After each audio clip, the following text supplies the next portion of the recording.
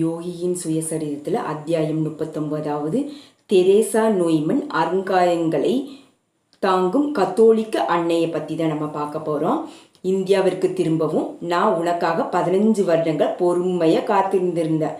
நான் சீக்கிரத்தில் தேகத்தை விட்டு நீங்கி ஒளிமயமான இருப்பிடத்திற்கு சென்று விடுமென்னு யோகானந்தா வந்து சேரவும். என்னுடைய மவுண்ட் வாஷிங்டன் தலைமையகத்தில் நான் தியானத்தில் அமர்ந்திருந்த பொழுது ஸ்ரீ யுக்தேஸ்வரின் குரல் திடுக்கிடும்படியாக என் உள்மனதில் ஒலிச்சது. கண்மூடி திறப்பதற்குள்ள 10,000 மைல்கள் கடந்து அவருடைய செய்தி ஒரு மின்னல் வெட்டு போல என் நிலையை துளைச்சது. 15 வருடங்கள், ஆம், இப்போது 1935 என்பதை நான் உணர்ந்தேன். என் குருவின் உபதேசங்களை அமெரிக்காவில் பரப்புவதில் நான் 15 வருடங்களை கழித்திருக்கிறேன். இப்போது அவர் என்னை திரும்ப அழைக்கிறார். சிறிது நேரத்திற்கு பிறகு நான் என் அனுபவத்தை என் அருமை நண்பர் திரு ஜேம்ஸ் ஜேலின் என்பவரிடம் சொன்னேன். அவருடைய ஆன்மீக முன்னேற்றம் தினசரி கிரியா பயிற்சியினால் மிக குறிப்பிடும்படியாக இருந்தது. அதனால் நான் அவரை அடிக்கடி லின் முனிவர் என்று அழைத்தேன். அவரிடம் மற்ற அநேக மேலை நாட்டவர்களிடமும் புராதன யோக மார்க்கத்தின் மூலமாக உண்மையான ஆத்ம ஞானம் அடைந்த முனிவர்களை மேலை நாடுகள் கூட தோற்றுவிக்கும் என்ற பாபாஜியின் தீர்க்க தரிசனம் நிறைவேற்றியிருப்பதை நான் மகிழ்ச்சியுடன் பார்க்கிறேன். திரு லின் என் பிரயாணத்திற்காக தாராள மனதுடன் நன்கொடை தருவதாக வற்புறுத்தி கூறினார். இவ்வாறு நிதி பிரச்சனை தீர்ந்ததும் நான் ஐரோப்பா வழியாக இந்தியாவிற்கு கப்பலில் செல்ல ஏற்பாடுகள் செய்தேன். 1935 மார்ச் மாதத்தில் self realizations of fellowship by California மாகாணத்தில் சட்டங்களின்படி சமய சார்பற்ற லாபம் கருதாத ஒரு கழகமாக எப்பொழுதும் நிலைத்திருக்கும் விதத்தில் சாசனம் படுத்தினேன். செல்ஃப் ரியலைசேஷன்ஸ் ஃபெலாசிபி பிறகு நான் எழுதிய அனைத்து புத்தகங்களின் உரிமைகள் உட்பட என் எல்லா சொத்துக்களையும் நன்கொடையாக்கினேன். மற்ற அநேக சமய மற்றும் கல்வி சம்பந்தமான நிறுவனங்களைப் போலவே செல்ஃப் ரியலைசேஷன்ஸ் ஃபெலாசிபி பூம் அங்கத்தினர்கள் மற்றும் பொதுமக்களின் நன்கொடைகளையும் அறக்கட்டளையும் ஆதாரமாக கொண்டிருக்கிறது. நான் திரும்பி வருவேன். நான் என் மாணவர்களிடம் சொன்னேன், அமெரிக்காவை நான் என்றும் மறக்க மாட்டேன். லாஸ் ஏஞ்சலிஸ் அன்பான நண்பர்கள் எனக்கு விடை அளித்த விருந்தின் பொழுது அவர்கள் முகங்களை அதிக நேரம் நோக்கியவாறு இருந்தேன். மேலும், இறைவனே, நீ யாவற்றையும் அளிப்பவன் என்று எவர் நினைவில் வைத்துக் கொள்கிறாரோ அவருக்கு மனிதர்களிடையே இனிய நட்பிற்கு என்றுமே பஞ்சமில்லை என்று நன்றியுடன் நினைத்து கொண்டேன். 1935 வருடம் ஜூன் 9 நான் யூரோப்பா என்ற கப்பலில் நியூயார்க்கில் இருந்து பயணமானேன். என்னுடன் 2 மாணவர்கள், என் காரியதர்சி திரு சி ரிச்சர்ட் ரைட் மற்றும் சின்சினாடியில் இருந்து செல்வி எட் ப்ளவுட்ஸ் என்ற மூதாட்டியையும் வந்தார்கள். கடந்த பரபரப்பான வாரங்களுக்கு பிறகு வரவேற்க தகுந்த ஒரு மாறுதலான கடலின் அமைதி நிறைந்த தினங்களை நாங்கள் ரசித்து அனுபவித்தோம். எங்களுடைய ஓய்வு காலம் மிக குறுகியதாகவே இருந்தது. நவீன கப்பல்களின் வேகம் சில வருந்தத்தக்க அம்சங்களை கொண்டுள்ளதாகவே இருக்குது. ஆர்வம் நிறைந்த வேறு எந்த சுற்றுலா பயணிகள் குழுவைப் போலவே நாங்கள் மிக பெரியதும் பழமையானதுமான லண்டன் மாநகரை சுற்றி வந்தோம். நாங்கள் அங்கு சென்றடைந்த மறுநாள் காக்ஸ்டன் ஹால் என்னும் இடத்தில் ஒரு பெரிய கூட்டத்தில் பேசுவதற்கு நான் அழைக்கப்பட்டேன். அங்கு நான் சர் பிரான்சிஸ் யங் ஹஸ்பண்ட் என்பவரால் லண்டன் மக்களுக்கு அறிமுகப்படுத்தப்பட்டேன். எங்கள் குழு ஸ்காட்லாந்தில் சர் ஹாரி லாடர் என்பவரின் விருந்தாளிகளாக அவருடைய பண்ணை தோட்டத்தில் ஒரு ஆனந்தமான நாளை கழித்தது. ஒரு சில நாட்களுக்கு பிறகு எங்கள் சிறு குழு இங்கிலீஷ் கால்வாயை கடந்து ஐரோப்பிய கண்டத்தை அடைஞ்சது. ஏன்னா நான் பவேரியாவிற்கு யாத்திரை செய்யவிருந்தேன். கானஸ்ருத் என்னும் இடத்தை சேர்ந்த பெயர் பெற்ற கத்தோலிக்கா மறைஞானியான தெரேசா நோய்மனை சந்திக்க எனக்கு வாய்த்த ஒரே சந்தர்ப்பம் இது மட்டும்தான் என்று எனக்கு தோன்றியது. பல வருடங்களுக்கு முன்னால் நான் தெரேசாவை பற்றி அதிசயமான விவரத்தை படித்திருந்தேன். அந்த கட்டுரையில் கொடுக்கப்பட்டிருந்த செய்தி பின்வருமாறு பார்க்கலாம். 1898 புனித வெள்ளியன்று பிறந்த தெரேசா தனது 20ஆம் வயதில் ஒரு விபத்தில் காயமுற்றாள். அதில் பார்வை இழந்து செயலிழந்தவராகவும் ஆனார். அவர் 1923 லிசியூவின் தி லிட்டில் ஃப்ளவர் என்னும் புனித தெரேசாவிற்கு செய்த பிரார்த்தனைகளின் மூலம் அதிசயமான விதத்தில் அவர் பார்வையை திரும்ப பெற்றார்.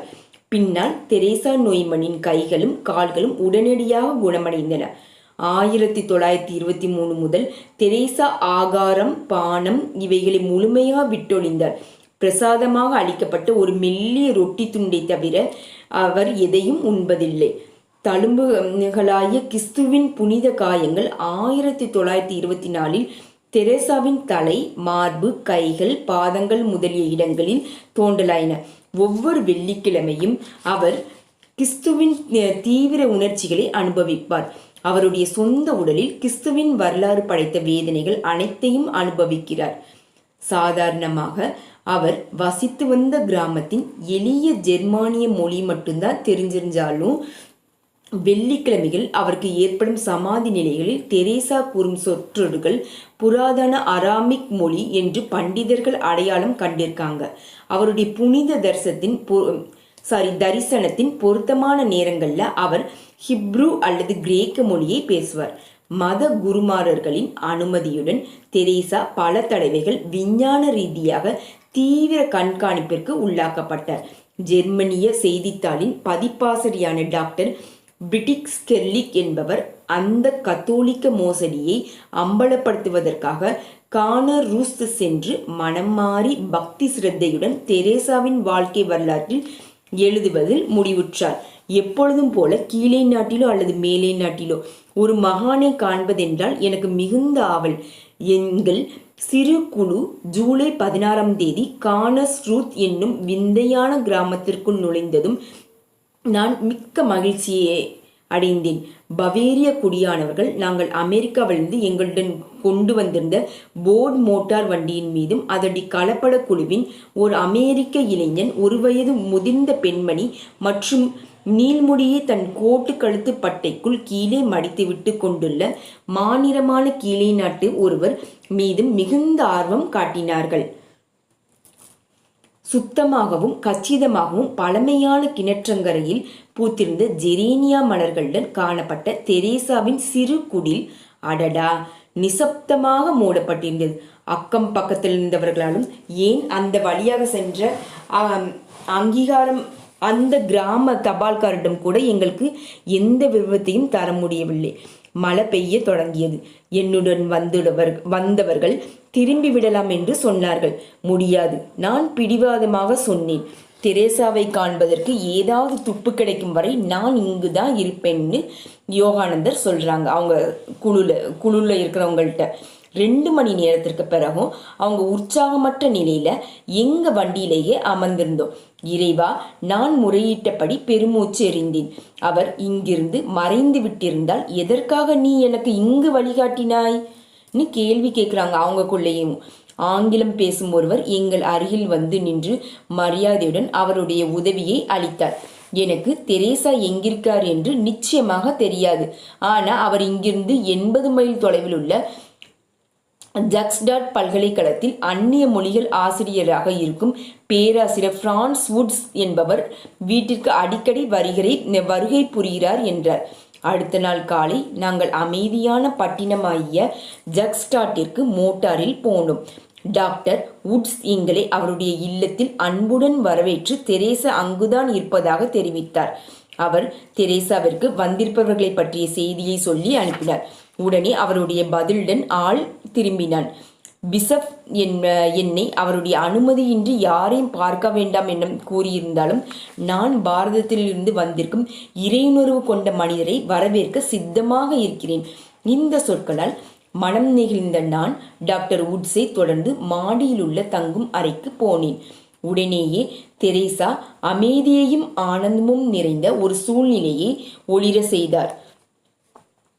அவர் ஒரு கருப்பு வண்ண கவுனும் மிக தூய்மையான வெண்ணிற தலை துணியும் அணிந்திருந்தார். இந்த சமயத்தில் அவர் வயது 37 இருந்தாலும் உண்மையில் ஒரு குழந்தையை போன்ற புத்துணர்ச்சியும் வசீகரமும் நிறைந்து மிக இளமையுடன் காணப்பட்டார். ஆரோக்கியத்துடனும் நன்கமைந்த உருவத்துடனும் ரோஜா நிற கண்களுடன் மகிழ்ச்சி நிறைந்தவராக உள்ள இந்த புனிதவதிதான் உண்ணாமல் இருப்பவர். தெரேசா மிக மிருதுவான கைக்குலுக்குடன் என்னை வரவேற்றார். நாங்கள் இருவருமே ஒருவரை ஒருவர் இறைவனின் அன்பராக உணர்ந்து மௌன தொடர்பு கொண்டு மகிழ்ந்தோம். டாக்டர் வுட்ஸ் மிக அன்புடன் மொழிபெயர்ப்பாளராக இருக்க முன்வந்தார். நாங்கள் அமர்ந்ததும் தெரேசா என்னை கபடமற்ற ஆர்வத்துடன் பார்த்து கொண்டிருப்பதை நான் கவனித்தேன். பவேரியாவில் இந்துக்களை பார்ப்பது உண்மையிலேயே அபூர்வம்தான். நீங்கள் எதுவுமே உண்பதில்லையா? நான் பதிலை அவர் வாயாலேயே கேட்க விரும்பினேன். இல்லை, ஒவ்வொரு காலையிலும் 6 மணிக்கு பிரசாதமான ஒரு ரொட்டி துண்டை தவிர. அந்த பிரசாதம் எவ்வளவு பெரியது! அது காகிதத்தை போல மெல்லியதாக ஒரு சிறு நாணயத்தின் அளவு தான் இருக்கும். அவர் தொடர்ந்தார். நான் அதை புனித காரணங்களுக்காக ஏற்கிறேன்.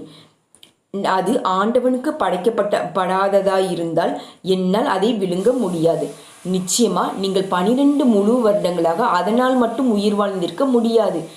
நான் இறைவனின் ஒளியால் வாழ்கிறேன் என்று தெரேசா சொல்றாங்க. அவருடைய பதில் ஜன்ஸ்டைன் உடையது போன்று எவ்வளவு எளிமையானது. ஆகாயம், சூரியன், காற்று இவற்றிலிருந்து உங்கள் உடலுக்கு சக்தி பாய்வதை நீங்கள் அறிந்திருப்பதை பார்க்கிறேன். ஒரு புன்னகை அவர் முகத்தில் உடனே பூத்தது. நான் எப்படி வாழ்கிறேன் என்பதை நீங்கள் புரிந்து கொண்டது பற்றி எனக்கு மெத்த மகிழ்ச்சி. உங்களுடைய புனித வாழ்க்கை கிறிஸ்துவினால் கூறப்பட்ட மனிதன் அப்பத்தினாலே மாத்திரமல்ல, தேவனுடைய வாயில் இருந்த புறப்படுகிற ஒவ்வொரு வார்த்தையினாலும் பிழைப்பான் என்ற உண்மையின் தினசரி நிரூபணமாகும். என் விளக்கத்தை கேட்டு அவர் மறுபடி தன் மகிழ்ச்சியை காட்டினார். அது உண்மையில் அப்படிதான்.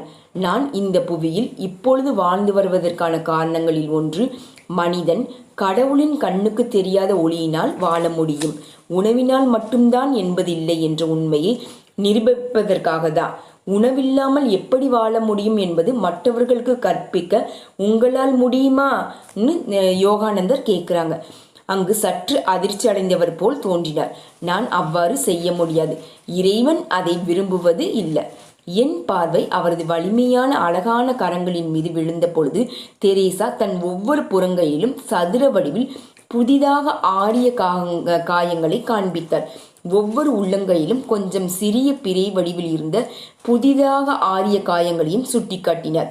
ஒவ்வொரு காயமும் கையை துளைத்து சென்றிருந்தது. அந்த காட்சி கீழே நாடுகளில் இன்னும் உபயோகத்தில் உள்ள பெரிய சதுரமான பிறை வடிவ முனையுடன் கூடிய இரும்பு ஆணிகளை மிக தெளிவாக என் நினைவிற்கு கொண்டு வந்தன. மேலை நாடுகளில் அந்த மாதிரி ஆணிகளை பார்த்ததாக எனக்கு நினைவில்லை. அந்த புனிதவதி அவருடைய வாராந்திர பரவச சமாதி நிலைகளை பற்றி கொஞ்சம் சொன்னார். எதுவும் செய்ய இயலாத பார்வையாளர்களைப் போல நான் கிறிஸ்துவின் வேதனை அவ்வளவையும் பார்க்கிறேன். ஒவ்வொரு வாரமும் வியாழக்கிழமை நடுநிசையில் இருந்து வெள்ளிக்கிழமை மதியம் 1 மணி வரை அவருடைய காயங்கள் திறந்து இரத்தம் பெறுகிறது. அவருடைய சாதாரண எடையான 121 பவுண்டில் 10 பவுண்டுகள் குறைந்து விடுகின்றன.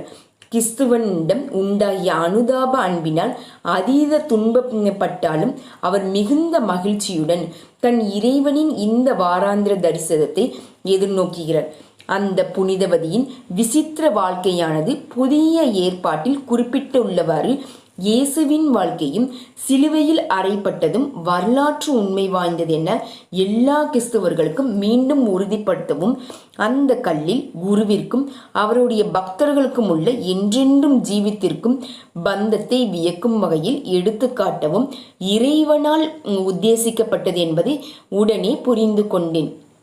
பேராசிரியர் வுட்ஸ் அந்த புனிதவாதியருடன் தனக்கு ஏற்பட்ட சில அனுபவங்களை எடுத்து சொன்னார். நாங்கள் ஒரு குழுவாக தெரேசா உட்பட அடிக்கடி நாட்கணக்கில் ஜெர்மனியில் சுற்றுலா செல்வது வழக்கம். அவர் என்னிடம் சொன்னார். ஒரு குறிப்பிடத்தக்க வித்தியாசம், தெரேசா எதுவும் உண்ணாமல் இருப்பார். மற்ற எல்லோரும் ஒரு நாளைக்கு 3 வேளைகள் சாப்பிடுவோம்.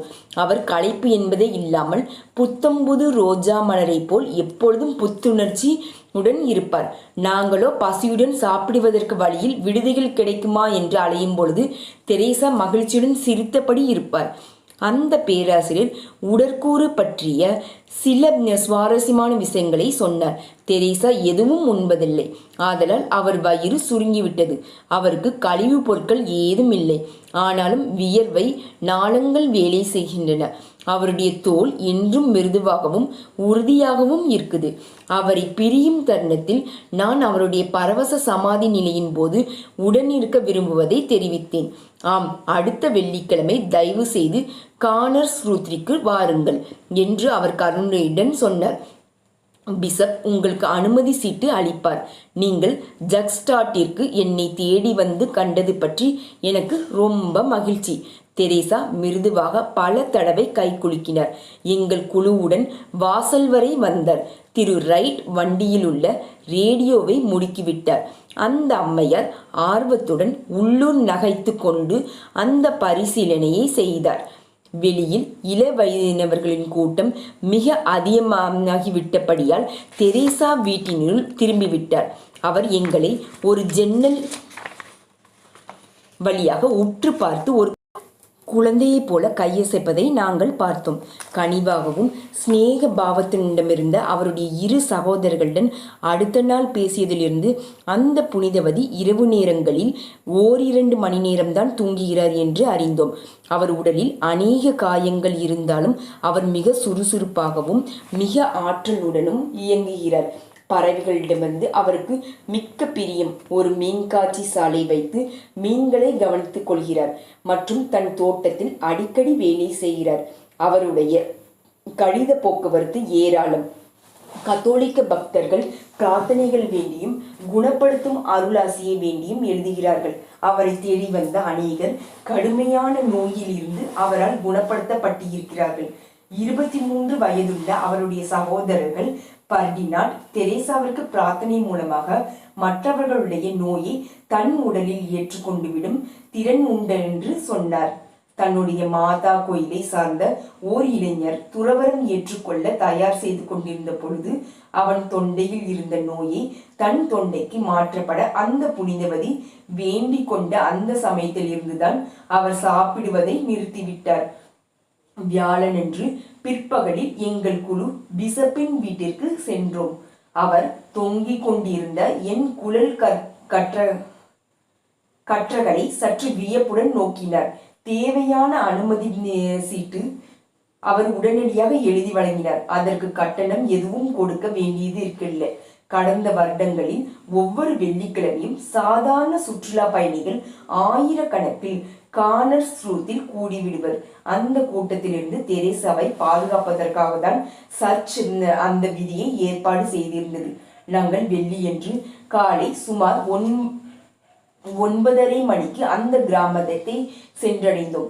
தெரேசாவின் சிறு குடிலின் மேல் பாகத்தில் ஒரு பகுதியில் அவருக்கு தாராளமாக வெளிச்சம் கிடைக்க வேண்டி கண்ணாடி கூரையிட்டிருப்பதை கவனித்தேன். நாங்கள் அந்த கதவுகள் முன் போல் மூடியிராமல் வரவேற்கும் முறையில் திறந்தே இருந்ததை கண்டு மகிழ்ச்சி அடைந்தோம். கிட்டத்தட்ட 20 பார்வையாளர்கள் வரிசையில் நாங்கள் சேர்ந்து கொண்டோம். ஒவ்வொருவரும் அனுமதி சீட்டு பெற்றிருந்தனர். பலர் இந்த தெய்வீக பரவச சமாதி நிலையை காண்பதற்கு வெகு தூரங்களிலிருந்து வந்திருந்தனர். நான் தெரேசாவை காண விரும்புவது ஆன்மீக காரணங்களுக்காகவே அன்றி ஏதோ ஒரு வெறும் ஆவலை திருப்தி செய்ய கொள்வதற்காக இல்லை என்பதை அவர் உள்ளுணர்வினால் புரிந்து கொண்டதன் மூலம் பேராசிரியரின் வீட்டில் என் முதல் பரீட்சையில் அவர் தேறிவிட்டார். என் 2வது பரீட்சைக்கேற்ப நான் மேலே இருந்த அவருடைய அறைக்கு செல்லும் முன்னர் அவருடன் தெரேசா என்ன தொடர்பு மற்றும் காட்சி தொடர்பு ஏற்படுத்திக் கொள்வதற்காக ஒரு யோக சமாதி பரவச நிலையை என்னை இருத்தி கொண்டேன். தரிசிக்க வந்தவர்கள் நிரம்பி இருந்த அவருடைய அறையில் நுழைந்தேன். அவர் படுக்கையின் மீதிருந்த ஒரு வெள்ளை விரிப்பின் மேல் படுத்திருந்தார். திரு ரைட் என் அருகில் பின்னால் நின்றிருக்க நான் நுழைவாயிலுக்கு சற்று உள்ளேயே வினோதமாக மிக பயங்கரமாக இருந்த அந்த காட்சியை கண்டு திகைத்து நின்று விட்டேன். தெரேசாவின் கீழ் இமைகளில் இருந்த மெல்லியதாகவும் தொடர்ந்தும் ஒரு அங்குல அகல ஓட்டமாக இரத்தம் கசிந்து கொண்டிருந்தது. அந்த பார்வை மேல் நோக்கி முன் நெற்றியின் நடுவில் ஞான கண்ணை நோக்கி இருந்தது. அவர் தலையில் சுற்றியிருந்த துணி முட்கிரீடத்தினால் ஏற்பட்ட காயங்களிலிருந்து வடிந்த குருதியில் தோய்ந்திருந்தது. அவருடைய வெண்மையான உடுப்பு அவர் மார்புக்கு மேல் பக்கவாட்டிலிருந்து காயத்திலிருந்து கிறிஸ்துவின் உடலானது வெகு காலத்திற்கு முன் கடைசி அவமதிப்பாக ஒரு படைவீரனின் வேல் பாய்ந்து வேதனையப்பட்ட அந்த இடத்தில் இருந்து பெரிய இரத்தத்தினால் அநேக இடங்களில் சிவப்பு கரைப்பட்டு இருந்தது. தெரேசாவின் கைகள் ஒரு தாய் கெஞ்சுவதைப் போல் நீண்டிருந்தன. அவர் முகத்தில் துன்புறும் வேதனையின் சாயலும் தெய்வீக பாவனையும் ஒருங்கே தெரிந்தன. அவர் சற்று மெலிந்து உள் மற்றும் வெளி தோட்டத்தில் பல விதங்களில் சூக்ஷ்மமாக மாறுபட்டு தோன்றினார். அவர் முணுமுணுப்பாக ஏதோ ஒரு அந்நிய மொழியில் அவருடைய ஞான பார்வைக்கு தென்படுவர்களுடன் சிறிது நடுங்கிய உதடுகளுடன் பேசியவாறு இருந்தார். நான் அவருடன் மானசீக தொடர்பு கொண்டிருந்ததால் அவர் தரிசித்த காட்சிகளை நான் காணத் தொடங்கினேன். அவர் மக்கட்திரளின் எக்காலத்திற்கு நடுவில் இயேசு தன் சிலுவை கட்டைகளை சுமந்து சென்று கொண்டிருப்பதை கண்டார். கற்களை சுமந்து சென்று கொண்டிருப்பதை கண்டார். அவர் திடீரென்று கவலையுடன் தன் தலையை தூக்கினார். பிரபு அந்த கொடுமையான பாரம் தாங்காமல் கீழே விழுந்திருந்தார். அந்த தரிசனம் மறைந்து விட்டது. அந்த கலிவிரக்தியினால் ஏற்பட்ட அசதியில் தெரேசா தலையணையில் திடீர் என்று விழுந்தார். இந்த கணத்தில் நான் என் பின்னால் தொப்பென்ற ஒரு பெரிய சத்தத்தை கேட்டேன். என் தலையை ஒரு கணம் திருப்பி பார்த்த பொழுது 2 மனிதர்கள் நீண்டு கிடந்த ஒரு உடலை தூக்கி செல்வதை கண்டேன். நான் ஆழ்ந்த உயர் உணர்வு நிலையில் இருந்த வெளிவந்து கொண்டிருந்ததால் விழுந்தவரை உடனடியாக அடையாளம் கண்டு கொள்ள முடியவில்லை. சவம் போல் வெளுத்திருந்த ஆனால் இப்போது மிக்க அமைதியுடன் புனிதத்தையும் தெய்வீக ஒளியையும் ஒருங்கே வீசிக்கொண்டிருந்த தெரேசாவின் முகத்தின் மீது நான் மறுபடியும் என் பார்வையை நிலைநிறுத்தினேன். பின்னர் எனக்கு பின்னால் இருந்த திரு ரைட்டை நான் பார்த்த பொழுது அவர் தன் கன்னத்தில் கையை வைத்து கொண்டு நின்றிருந்தார்.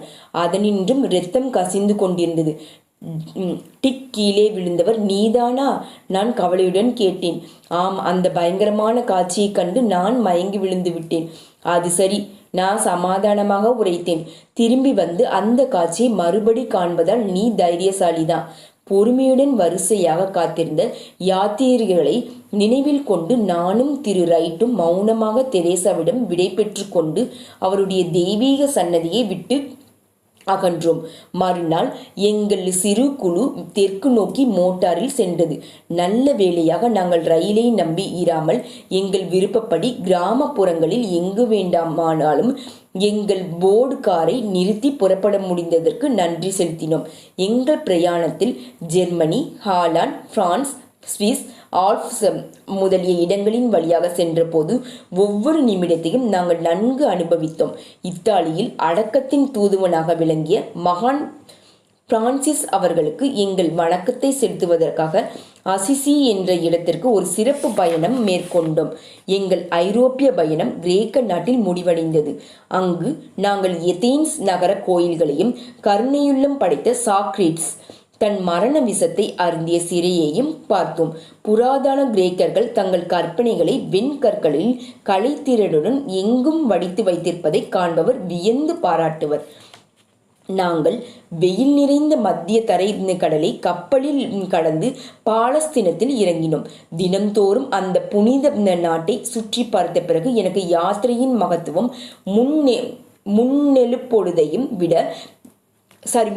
முன்ன பொழுதையும் விட நன்கு புரிந்தது. உணர்ச்சி மிகுந்த இதயத்திற்கு பாலஸ்தீனத்தில் எங்கும் நிறைந்துள்ள கிறிஸ்துவின் ஆத்மா புலப்படும். நான் பயபக்தியுடன் அவர் பக்கத்தில் பெத்லகேம், கெத்செமனி, கல்வாரி, புனித ஆலிவ் சிகரம் மற்றும் ஜோர்டான நதியோரம், கலிலி கடலோரம் ஆகிய இடங்கள்ல நடந்த எங்கள் சிறு குழு கிறிஸ்து பிறந்த தொழுவம், ஜோசபினுடைய தச்சு பட்டறை, லாசரின் கல்லறை, மார்த்தா மற்றும் மேரியின் வீடு, கடைசி விருந்து நடந்த கூடம் ஆகிய இடங்களுக்கு சென்றது. பழமை விரிந்தது. நான் ஒவ்வொரு காட்சியாக பல யுகங்களுக்காகவென கிறிஸ்து ஒரு தடவை நடத்திய தெய்வீக நாடகத்தை கண்டேன். நவீன கெய்ரோவையும் புராதன பிரமிடுகளையும் கொண்ட எகிப்து தேசத்திற்கு சென்றோம். பிறகு நீண்ட செங்கடலிலும் பரந்த அரபிக்கடலிலும் கப்பற் பிரயாணம். பிறகு ஆகா பாரதம். நான் அங்கு செல்வதற்கு சில மணி நேரங்கள் முன்னதாகவே தெரேசா கிறிஸ்துவின் வாழ்க்கையின் கடைசி நாட்களை பற்றிய அநேக தரிசனங்களை கண்டுவிட்டிருந்தார். அவருடைய பரவச சமாதி நிலை சாதாரணமாக கடைசி விருந்தை தொடர்ந்த சம்பவங்களின் காட்சிகளுடன் ஆரம்பமாகி சிலுவையில் இயேசுவின் மரணத்துடன் அல்லது எப்பொழுதாவது அவரை கல்லறையில் அடக்கமாக்குவதுடன் முடிவருகிறது. ஜெர்மனியில் இருந்த ஐஎன்எஸ் செய்தி தொகுப்பு மார்ச் 26, 1948 குறிப்பிடுவது, ஒரு ஜெர்மானிய குடியானவ பெண் இந்த புனித வெள்ளியன்று தன் கட்டிலில் படுத்திருந்தாள். கிறிஸ்துவின் உடல் சிலுவையில் ஆணிகளினால் அறையப்பட்டு முள் நிறைந்த கிரீடத்தை அணிந்த, இரத்தம் பெருகிய இடங்களில், அதாவது அவளது தலை, கைகள், தோள்கள் முதலிய இடங்களில் இரத்த குறிகள் காணப்பட்டன. ஆயிரக்கணக்கான அமெரிக்கர்களும் ஜெர்மானியர்களும் மிகுந்த பக்தி கலந்த மரியாதையுடன் தெரேசா நொய்மண்டிய குடிலின் படுக்கை அருகே வரிசையாக சென்றனர். அந்த பெரும் புனிதவதி கார்ல்ஸ்ரூலத்தில் 1962 செப்டம்பர் 18 காலமானார். யூசிபிஎஸ் என்னும் நூலில் ஒரு பக்தி சாக்ரீஸ்கருக்கும் ஒரு இந்து முனிவருக்கும் இடையில் நிகழ்ந்த ஆர்வத்தை தூண்டும் ஒரு சந்திப்பை விவரிக்கிறது. அந்த பக்தியில் கூறியிருப்பதாவது, அரிஸ்டோடோக்சனஸ் என்னும் சங்கீத வித்வான் இந்தியர்களை பற்றி கீழ்க்கண்ட கதையை கூறினார். இவர்களில் ஒருவர் சாக்ரீஸை எதேனிஸ் தத்துவத்தின் நோக்கம் என்ன என்று கேட்டார். மனித வர்க்கத்தை பற்றிய ஓர் ஆராய்ச்சி என்று சாக்ரட்டிஸ் பதிலளித்தார். இதை கேட்டதும் அந்த இந்தியன் வாய்விட்டு பெரிதாக சிரித்தான். தெய்வத்தை பற்றி எதுவும் அறியாத ஒரு மனிதன் எப்படி மனித வர்க்கத்தை பற்றி ஆராய முடியும் என சொன்னான். மேற்கத்திய தத்துவங்களில் பிரதிபலிக்கும் கிரேக்க கொள்கை மனிதனே உன்னை அறிந்து கொள் என்பதாம் ஓர் இந்து கூறுவது. மனிதனே உன் ஆத்மாவை அறிந்து கொள் டெய்கார்ட்டினுடைய கொள்கை. நான் நினைக்கிறேன், அதனால் நான் உள்ளேன் என்பது தத்துவ ரீதியாக சரியில்லை. காரண காரியங்களின் பகுத்தறிவு மனிதனின் முடிவான நிலையை தெளிவாக்க முடியாது. மனித மனம் அது கவனத்தறியும் வியப்புக்குரிய உலகத்தை போன்றே நிரந்தர மாறுதலடைந்தபடிதான் இருக்குது. மேலும் அது முடிவான நிலைகளை கொடுக்க இயலாது. அறிவுபூர்வமான திருப்தி உன்னதமான லட்சியமாகாது. கடவுளை நாடுபவர்தான் உண்மையான வித்யாவை, மாற்ற முடியாத உண்மையை நேசிப்பவர் ஆவார். மற்றவை எல்லாம் அவ்வித்யாவே, ஒப்பிட்டு படையில் அமைந்த அறிவே.